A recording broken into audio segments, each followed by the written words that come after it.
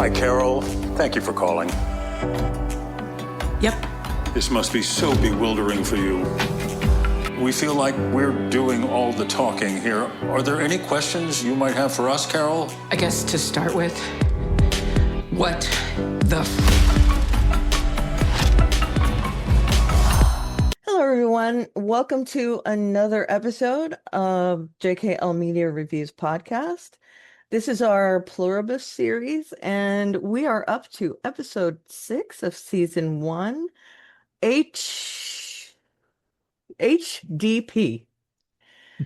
Okay, we're up to episode 6 of season 1, HDP. Before I even say anything, I want to go around and ask if you guys have quick thoughts about it. So let's start with you, Jesse. I saw this before I went to New Orleans, and I watched it again last night when I came back from New Orleans. Have loved this episode for a lot of reasons, and mostly because I knew I'm curious about your reaction. I'm really, because if for those of you who were here last time, Karen was very vocal about them going to a place that she didn't want to see. Yep. And I think they gave a unique twist. So I'm just going to stop there. Okay. How about you, Lou? Yes, and I'll piggyback off of what Jesse said, and I'll say that I love the twist because they went against our expectations. And we thought they were going to take a left turn, and they took a curvy right turn, maybe, I guess you could say. Yeah. So Sure. I like that quite a bit. I feel like he made a platform and went up. Not just left turn or right turn. He did a Jetsons on me. I have to say, I really enjoyed this episode. And yes, you're right. I was worried about the whole Soylent Green kind of thing happening. And I love that Vince Gilligan managed to take something that would have been disappointing to me and made it interesting. Let's talk about that first, right? So we do finally get to see what Carol saw in the frozen foods area in the back of that processing plant. And I'm sure Jesse knows this. I'm not sure if Lou does, but that was Vince Gilligan's head. It was a mold of his head that she picked up out of the freezer storage thing. Yeah, he said it was his only Alfred Hitchcock. He's never done that in X-Files, Better Call Saul, El Camino, or Breaking Bad. Yeah, I thought it was great when I found that out. Yes. So not only do we know, does she fill us in, but we get to pretty much see what she sees, which I find interesting as well. And I had no idea where we were going to go from there. It really did take a twisty path through this episode. And what did you guys feel when you saw her making that video? Just out of curiosity, did you have any big thoughts about it right then before you found out the rest of it? So I tend to listen to the official podcast, and the director of the episode actually had Rhea record that with a camcorder. That was her. So she said she gave her a miniature. It's not the director of photography lesson of how to do that, because they wanted it to look like that. And my first thought when seeing that is, boy, we nailed it, but boy, is Karen going to be disappointed.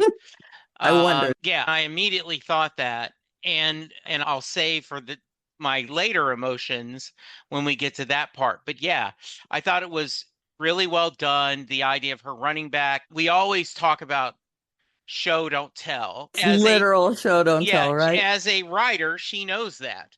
She went to get that. How about you? Yeah, Lou? that's a good point. Yeah. Yeah, I love the setup of this part of the episode because you can see, as shocked as she is, she's feeling triumphant. She says, I got them, I've got them, I've got them. And once the other uninfected find about it, we'll finally be able to get this revolution, if you want to call it, underway. So she's really pumped, and but she's also worried about the others finding out. So instead of her normal mode of communication, she decides to drive to Las Vegas instead of calling up and getting them to tell the other ones about it. So I thought the setup was playing into our expectations of where we thought the episode was going to go. Yeah, I thought from me, I thought the feeling was there's no way they'll send these videos. So I have to do this. And I thought that was very cool. Yeah. And speaking on that, we did learn a few things about the hive. Have we decided on the joined, the hive, the others, I don't know what to call them. Are we calling them? I'd like to call them the hive, but Sure, I that's think they fine. call them the joined. Hive mind or Yeah. the others. Yeah. Okay, so It's our let's talk. podcast. We can do whatever we want. Okay, they're the hive. We learned a few things about them in this episode that we hadn't had clarified for us. I want to put it that way because I think it's stuff that we might have thought, but it was clarified for us in this episode. And some things that we might have been confused about that were really set in stone in this episode. And I think also in clarifying some of the things that were set up in this episode, he's opened a door to other things. And I'll explain. So Carol learns that they can't lie, that they cannot lie. She already knows that they have bent the truth before. So it's like a knife's edge that one would have to walk on because you'd almost have to interpret everything they say to make sure they're saying the thing you want them to say.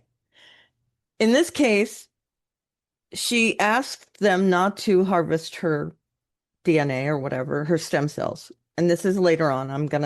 We'll go into that in a second. But she asked them that, and they say, we won't harvest them from your body, essentially. So they're really showing how the hive is doing things to suit their own purposes while still making it look like they're being obsequious. Did you guys have that same feeling too?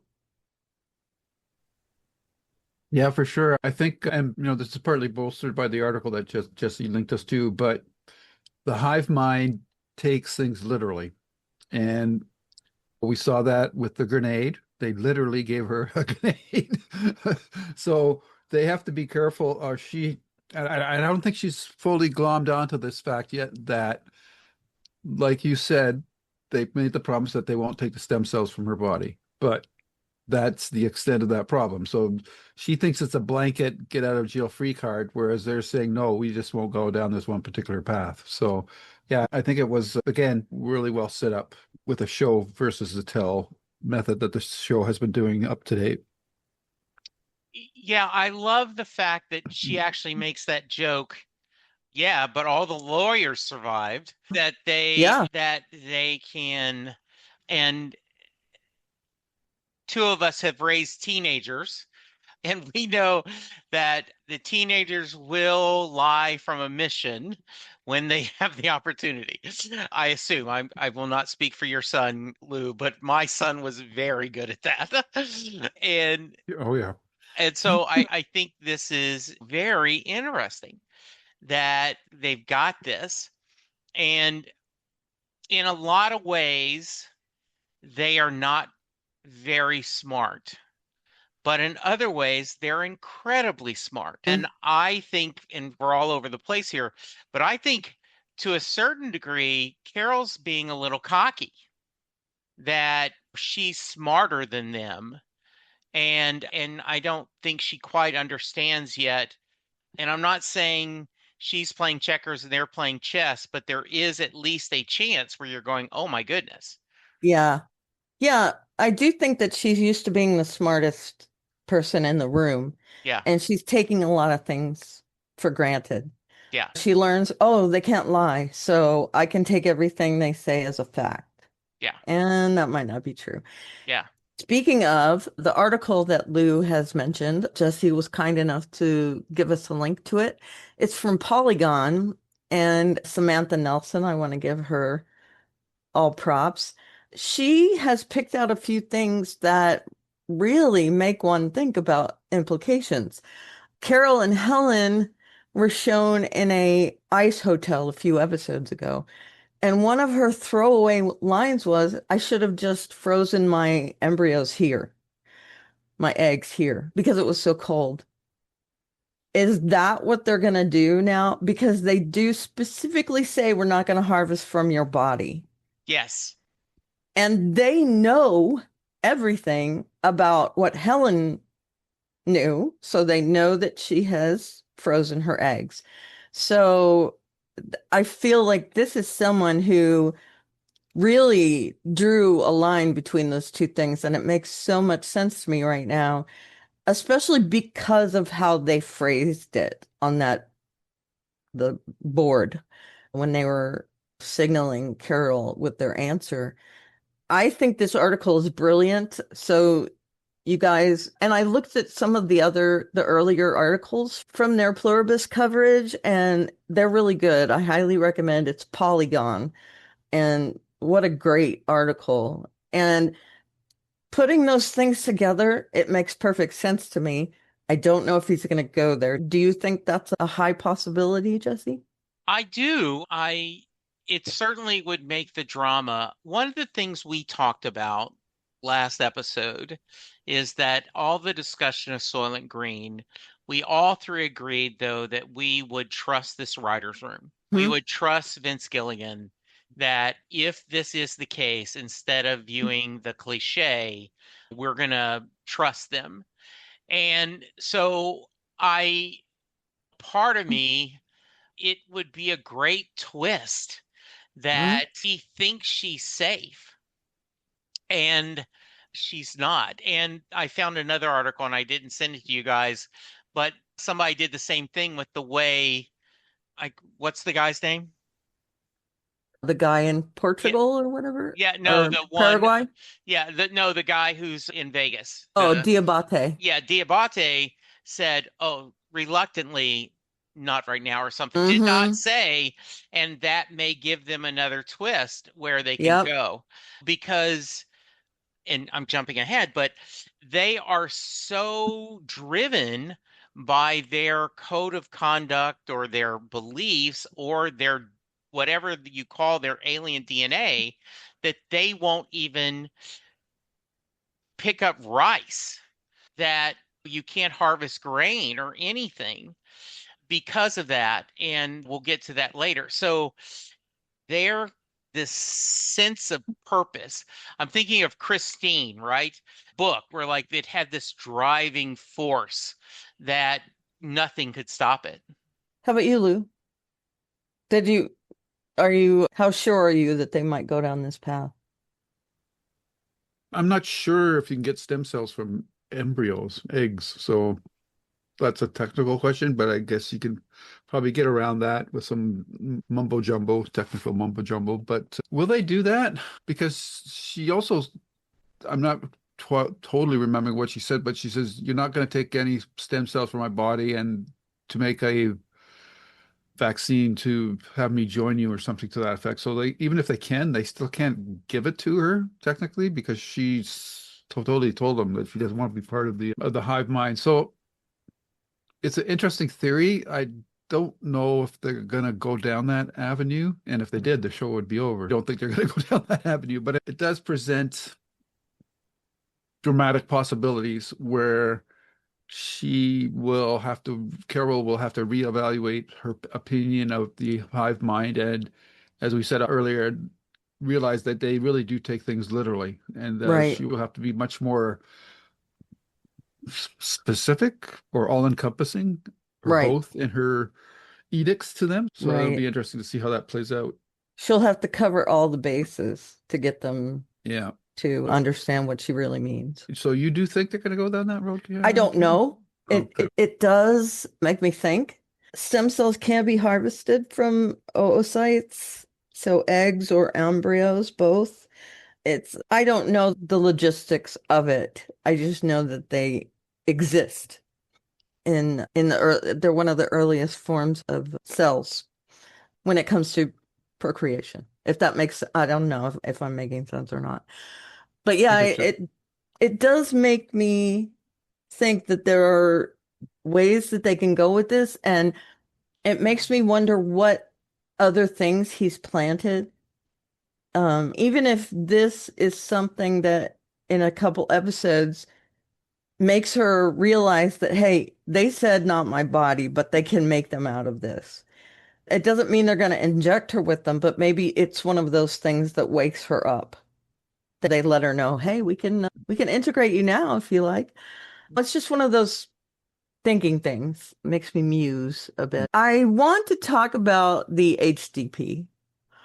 I thought it was incredibly interesting and so very cartoony almost that they have this whole way of explaining to Carol, specifically Carol, what the HDP is, that the other uninfected knew about it for what, a few days, a couple of days, whatever, and that they're excluding Carol and all the implications around that. I loved the little let's all go to the lobby kind of movie with John Cena, where he is a we when he speaks.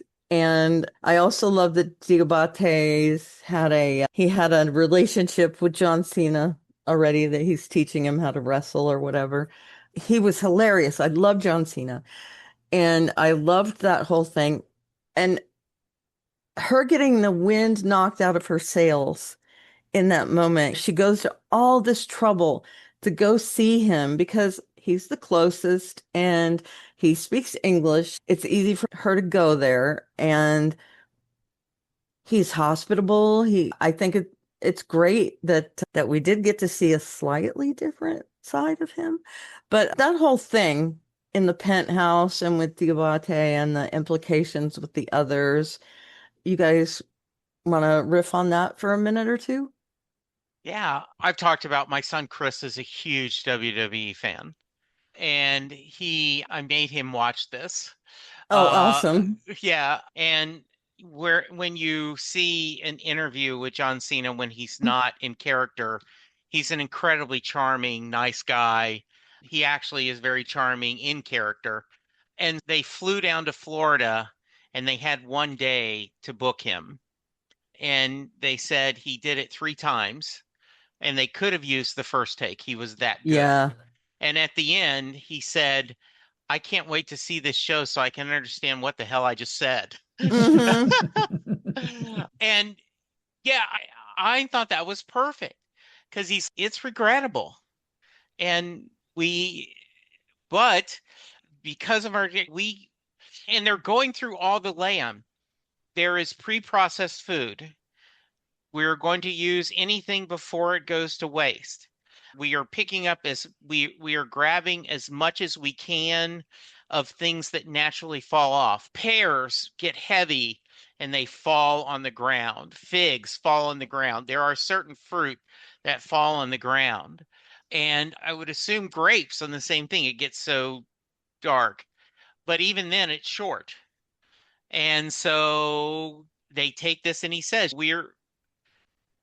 this has been almost universally despised, but he did bring up not always though.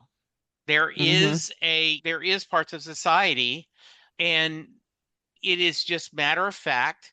And I love the way where Carol is so ready to gotcha. And they go, oh, the part of where they're eating humans? Hmm. Troubling. And she just let you talk Yeah. now, some Lou. It was the perfect guy to tell it. And I went, I'll be damned. I've got to trust this guy because what could have been a cliche, instead, they just took it and went a different path. And it's awesome.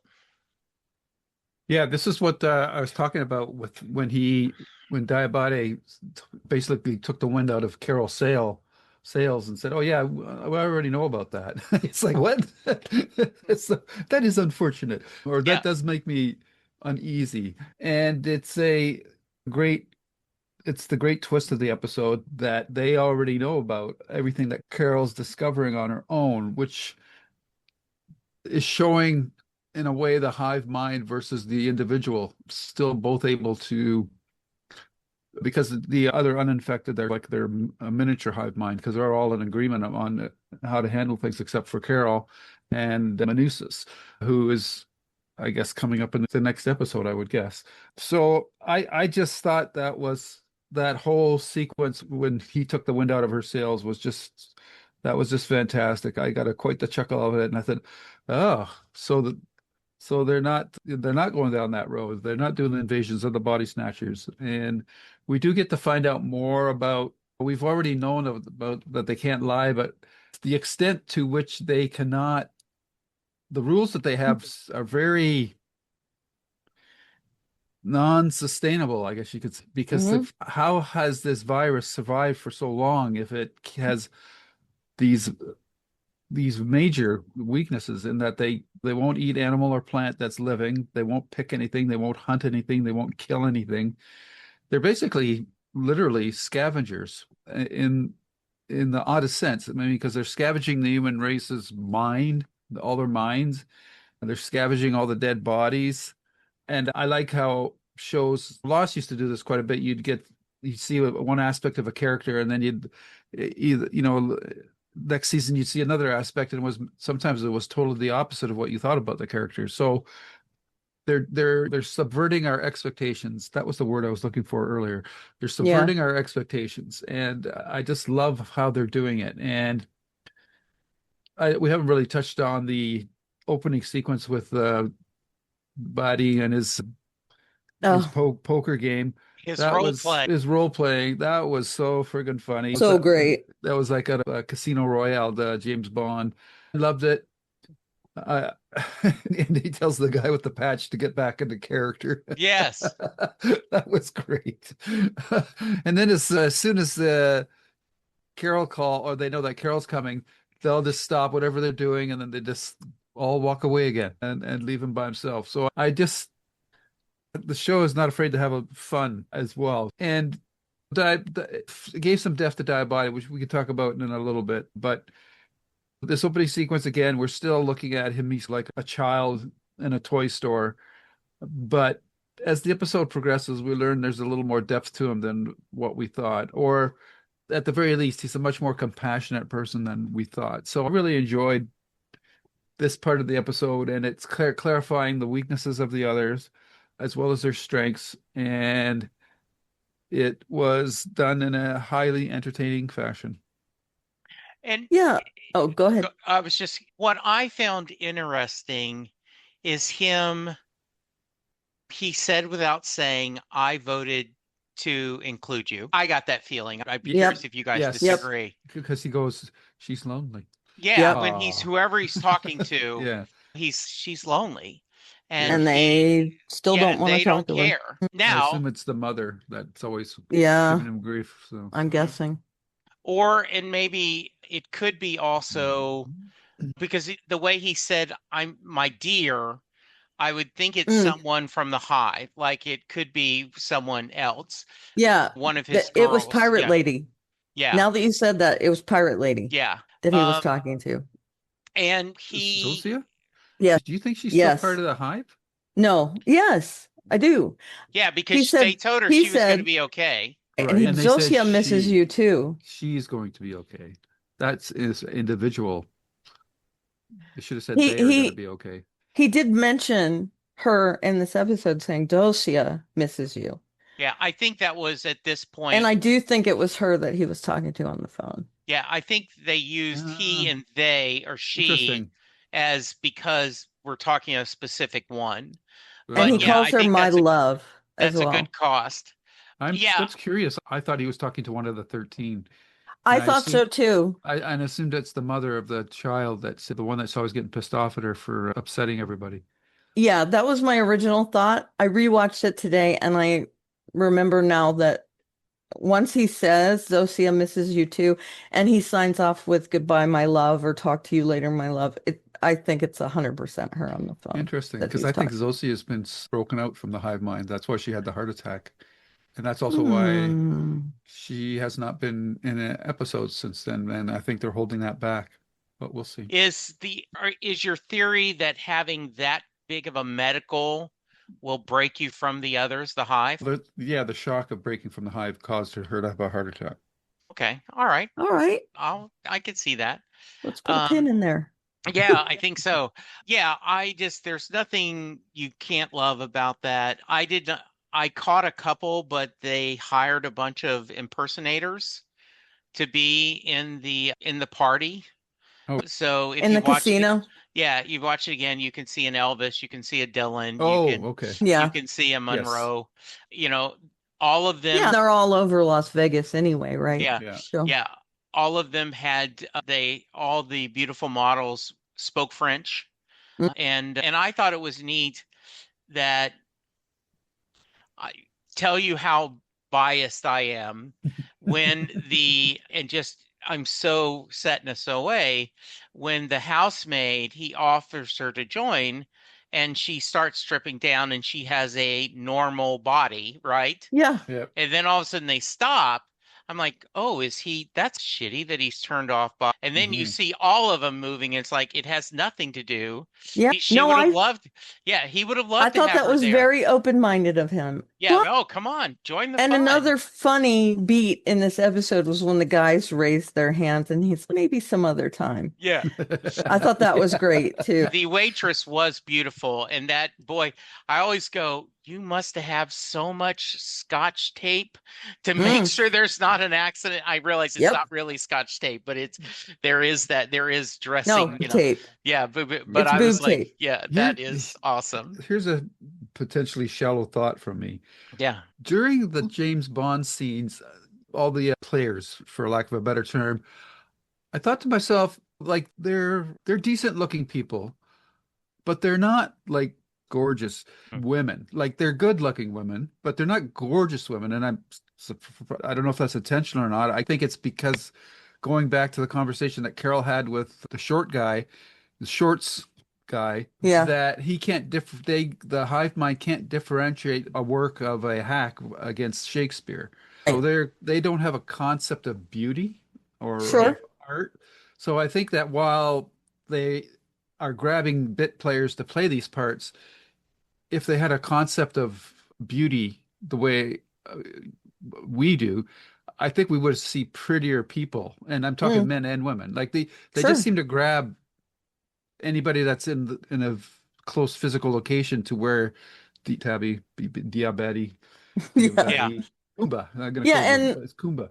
I do So have to did say you that, guys notice that, or is that yeah, just me being shallow? I think they're very standard Las Vegas looking people. Yeah, yeah. Very standard Las Vegas because the girls are mostly pretty in Las Vegas. It's Right, but they're not Hmm. gorgeous. It's right. not the ones that they've used in the show so far. And Yeah. Yeah. I'm not that make me sound shallow, but No. No, I think it's intentional. I don't think right. it's just my my They're perception of you what don't find beautiful them is. unattractive, but No. they're Yeah. not like model pretty, is Yeah, what you're trying to say. Yes. and it also shows that it's everyone in Vegas, right? Mhm. And he gets them to role play with him. And I was confused at first. I was like, why would be having a party? And then as we're going through that, and that was a beautiful one shot where she's coming. And then when you see, you're like, okay. And then I thought it was perfect when the guy broke character and he like stay in character. I was Mhm. like, okay. And then after he leaves, everyone just immediately it's cut scene, right? Yeah. And they're just Yeah. like, okay, Picking you know, up, mhm, cleaning Yeah. everything. yeah, Yeah. Yeah. So not only are they the cast, they're also the crew, yeah. which Yeah. I found great too. Now, here's my nitpicking. Okay. Probably about 6 years ago, a guy I worked with convinced us to start doing monthly poker games. And COVID killed us for us. But for the longest time, we met at least once a month, at the most every 6 weeks.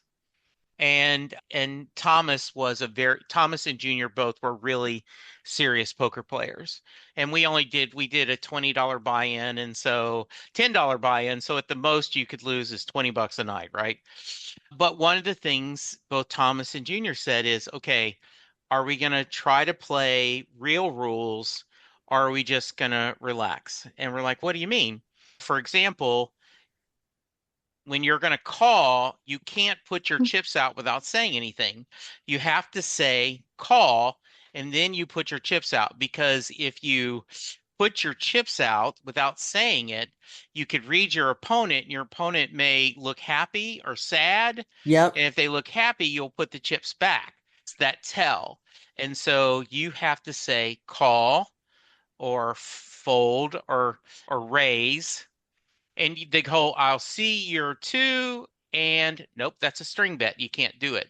Yep. So by them doing that, I was like, there that that's breaking poker etiquette. Not that anyone cares, but thank you Okay. for thank you for No, my that's okay. I don't think he's a world-class poker exactly. player. Yeah, but it was fun. It's That's how he funny. thinks poker does, the way they show him in the movies, right? Sure. He's playing James Yes. Bond, Yes, essentially. yes. Playing being Yes. I also enjoyed when he noticed that Carol was driving a police car, and then she mentions that his choice is interesting as well, where he's got one sports car for each Yeah, day of the week. for the day. And Yeah. Great.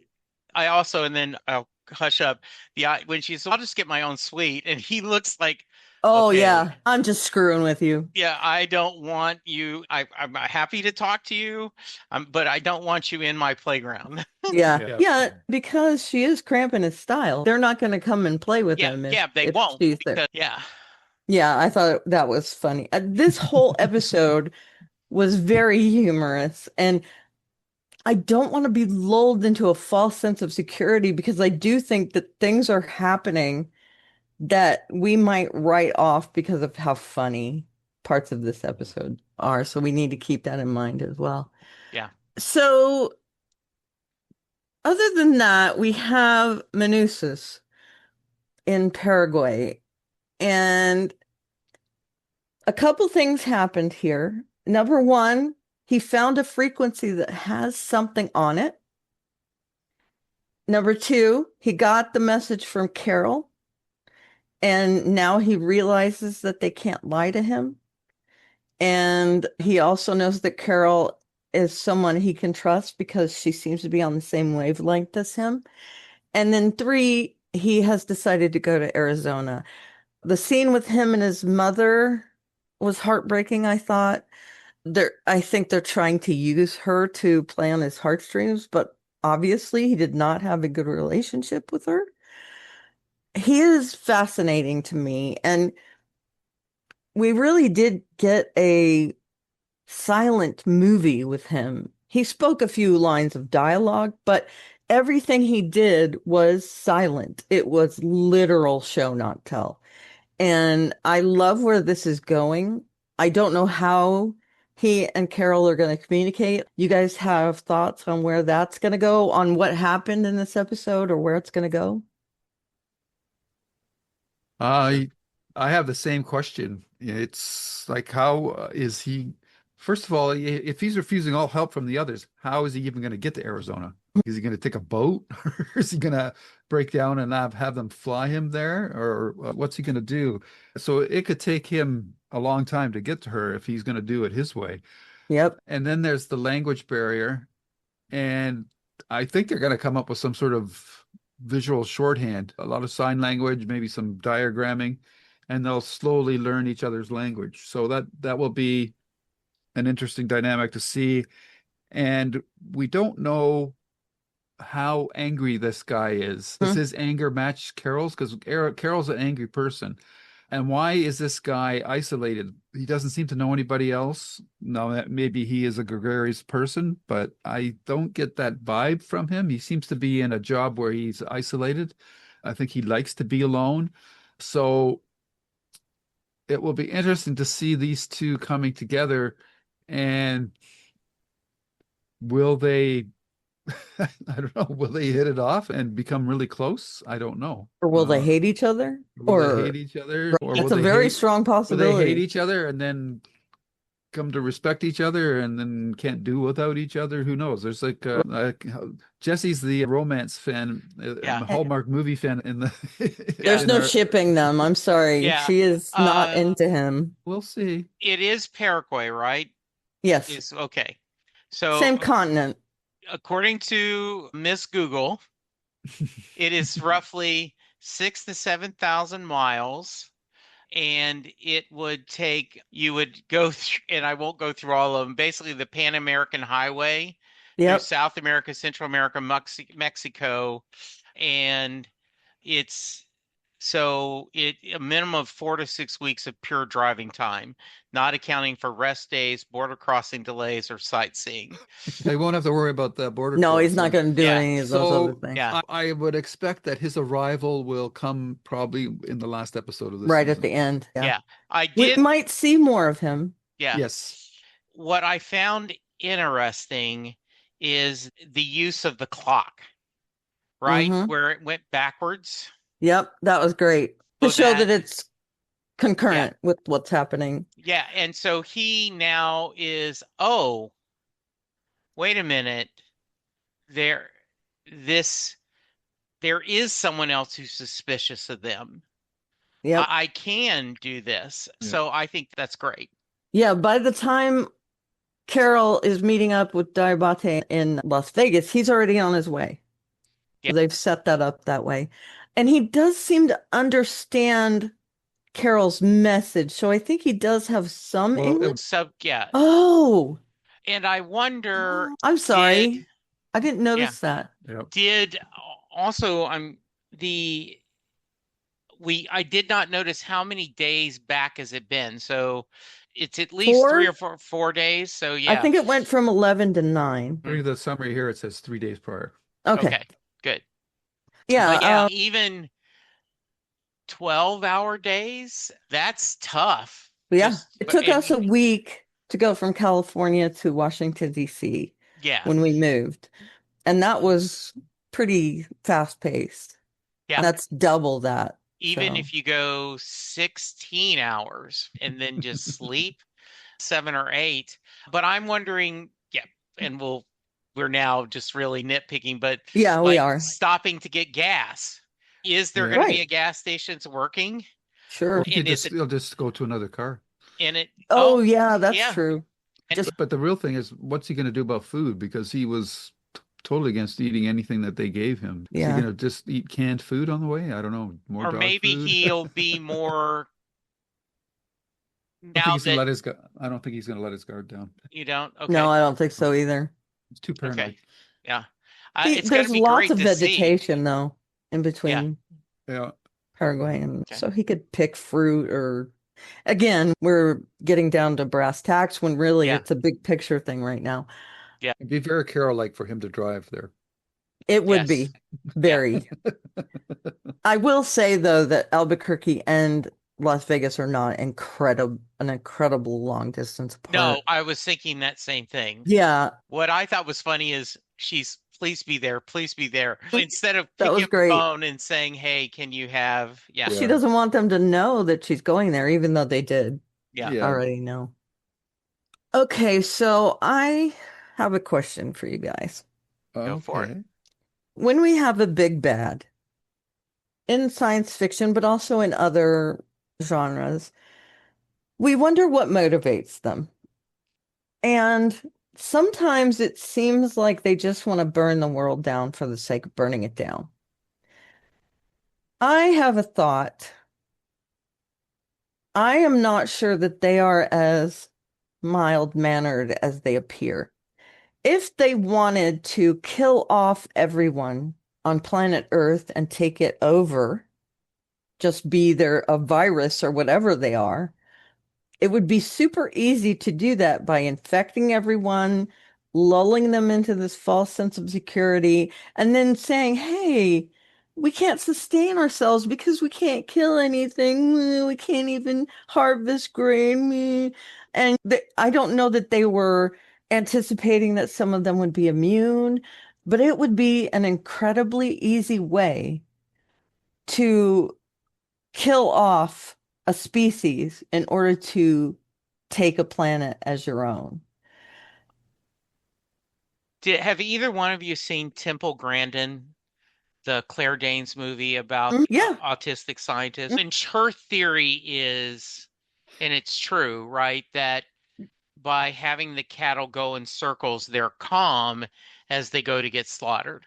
Yep. And as she talked about in the film, and that from what I understand, this is all true. She wasn't disagreeing killing the cattle. But if we're going to give them, we should make it merciful as possible. I love this theory, Karen, that instead of destroying the planet, you send this virus, they starve themselves to death, being happy. They're all happy. And then you've conquered a planet. If you play the long game, in what we said it was 6, 7 years, then you can take over the planet. Yeah. Without a war. Yeah. What you think, How Lou? about you, Lou? Am I totally off base? I'm not sure. Yeah, no, it's I'm just the not sure. theory. Yeah. Yeah. It's just Yeah. a thought in my mind that, hey, they may not seem malevolent, but it really does make me wonder if they're, from what we know, it seems like everybody knows everything. And I Mhm. just wonder if they're not holding something back from their true nature, from what they share with the hive. I It don't know if they there's do a that though, Why wouldn't they be able to? because they're just RNA segments that were injected into everybody.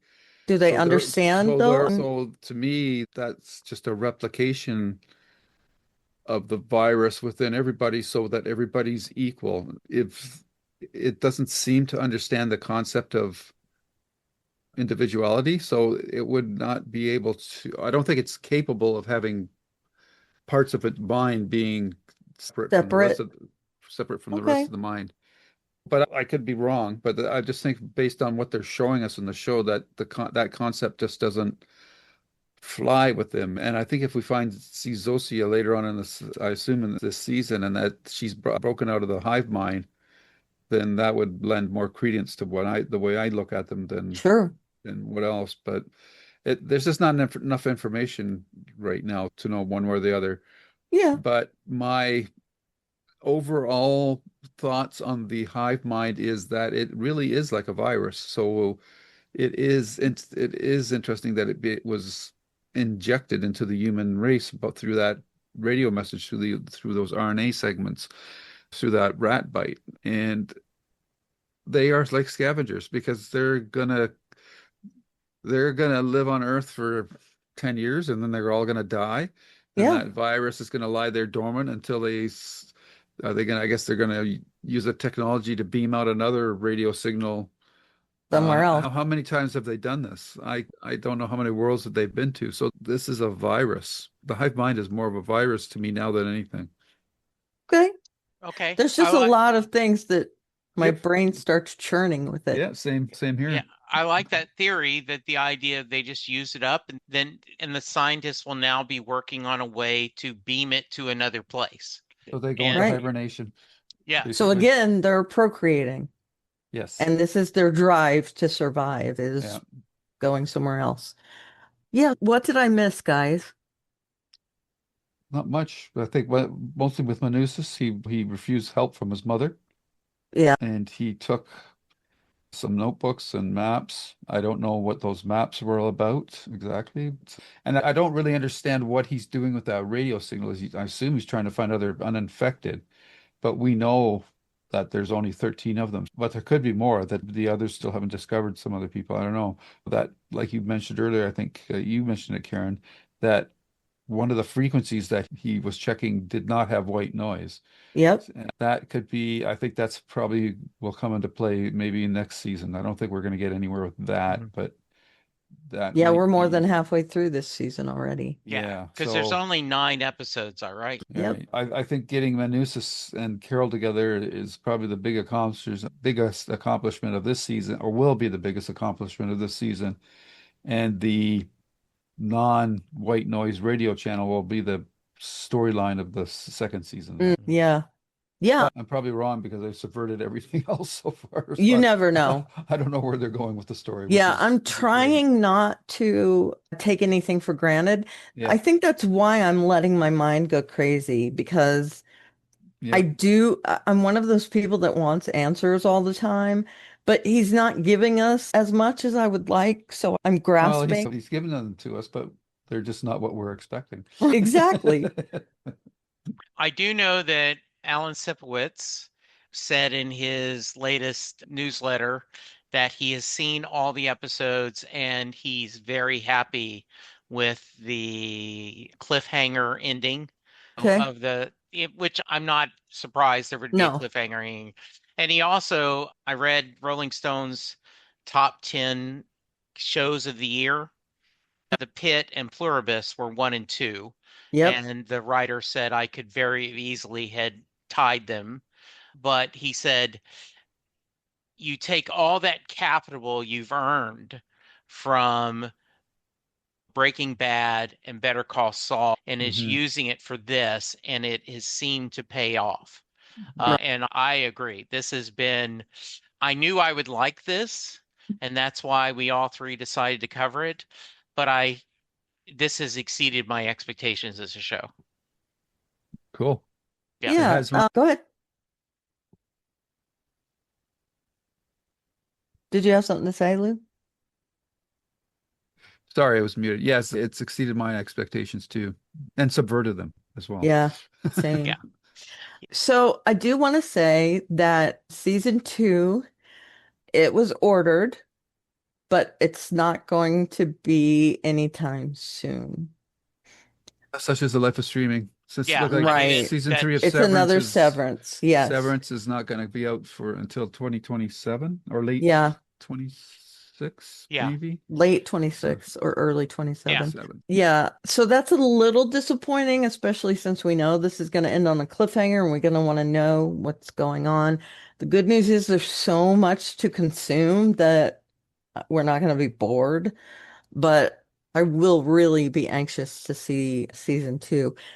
And as a last note, I want to say congratulations to them for being nominated for 2 Golden Globes, Best Series and Best Performance from an Actress in a Series for Rhea. That it's showing that they just immediately get the recognition that they deserve. Severance also, The Pit also was nominated for some awards. And this is the first year that they are doing podcast awards, just as a cute little side note. And if you're on the board, please vote for Good Hang with Amy Poehler. That's one of my favorites. Okay. Okay, so if you guys don't have anything else, I'm gonna leave it there. You guys good? We're going to start doing ratings, right? Oh, that's right. Yes. Go And ahead, Jesse. all right. So I am going to give this, boy, I hate to go a 10 this early, but I'm going to give it 9 out of 10 royal flushes. Nice. How about you, Lou? Oh, geez, I haven't really prepared a rating. I can go. Okay, go ahead. Yeah, I'm gonna give it 8.5 cars of the week. Ah, nice. Oh, Nice. Yeah, I'll give it 8.5 stem cells. There you nice. go. Good. All right. Sorry about that. Sorry, I forgot. So with that, I'm going to wrap things up and I'm going to say that you can email us at jklmediareviews at gmail.com. I am at Alveria, Aleveria on social media, and my blog is alliestuff.com. Where can they find you, Jesse? I am at Jesse Jackson DFW on Twitter, Blue Sky. Check us out there. You can hear me talking music on Set Lusting Bruce Springsteen fan podcast. And we are wrapping up the year on Next Stop Everywhere, our Doctor Who podcast. So please check us out there. How about you, Lou? You can find me at this YouTube channel, JKL Media Reviews, where we have our reviews of pop culture things that we find of interest, be it movie, music, books, or TV. And on my personal YouTube channel, Lou's Reviews, you'll find our archived episodes of the entire Babylon 5 series, as well as the animated movie. I also have my Stephen King podcast up there, as well as the writers podcast that I do. And on Twitter and Blue Sky, you can find me at Lou W. Sitzma. That's SYTSMA. And with that, I'm going to say good evening, you guys, and try to pick something off a tree this week. That can happen Bye, up where I everyone. live. Oh, that's true. Bye, everyone. And scene. And that wraps up another episode of the JKL Media Podcast. Whether you're a longtime fan or just discovered the podcast, we hope today's conversation sparked some reflection, curiosity, or even a rewatch. If you enjoyed the episode, don't forget to subscribe, leave a review, and share it with someone who needs a little more joy in their life. You can find us on all major platforms. Until next time, stay curious, stay connected, and keep the story going.